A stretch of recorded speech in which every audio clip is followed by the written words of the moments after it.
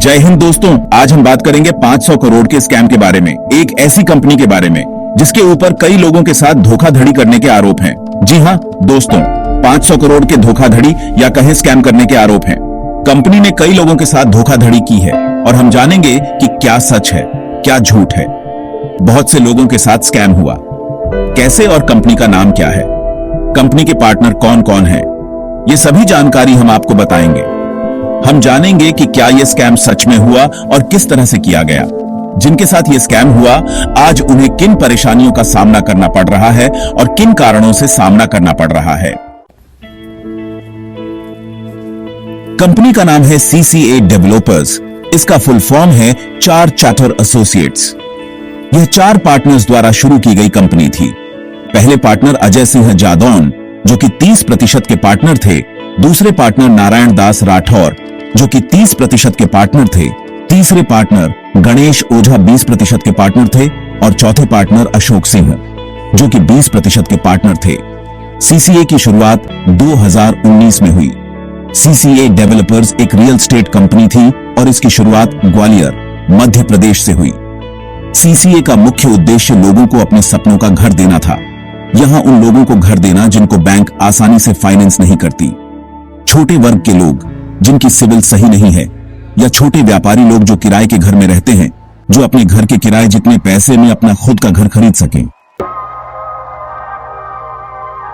आज के दौर में कौन नहीं चाहता कि खुद का घर हो, छोटा ही सही लेकिन खुद का हो। जिन लोगों को बैंक फाइनेंस नहीं करती, उन लोगों को कंपनी के पार्टनर्स ने फैसला किया कि कंपनी उन्हें PDC चेक के माध्यम से खुद फाइनेंस करके प्लॉट का मालिक बनाएगी।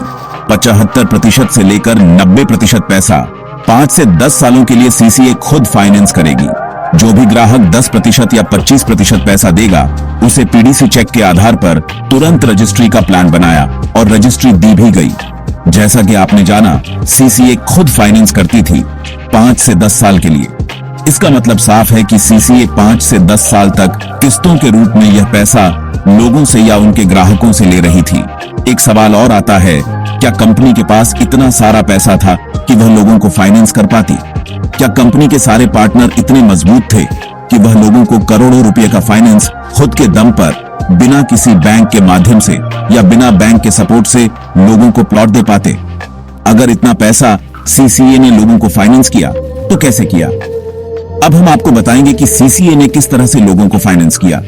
जैसा कि आपने अभी जाना, CCA के 2 प्लान थे, जिसमें 10% और 25% पैसा देकर कंपनी से प्रॉपर्टी ली जा सकती थी। कंपनी के 2 प्लान और भी थे।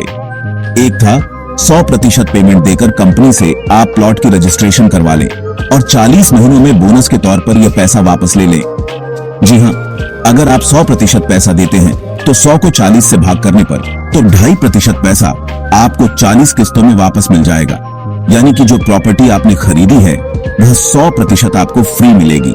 दूसरी स्कीम थी 0% पेमेंट देकर प्रॉपर्टी बुक करने की।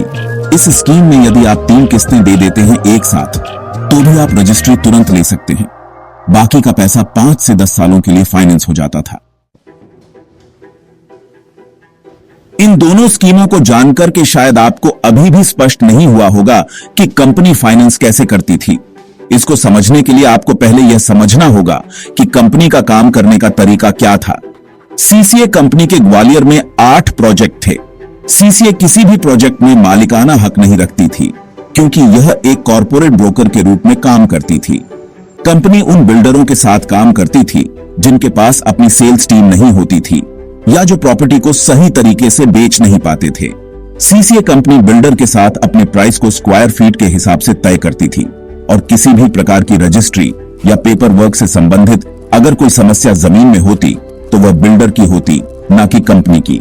CCA ना केवल प्राइस फिक्स करती थी बल्कि डेवलपमेंट के साथ भी डील करती थी, यानी डेवलपमेंट का पार्ट भी बिल्डर का होता था।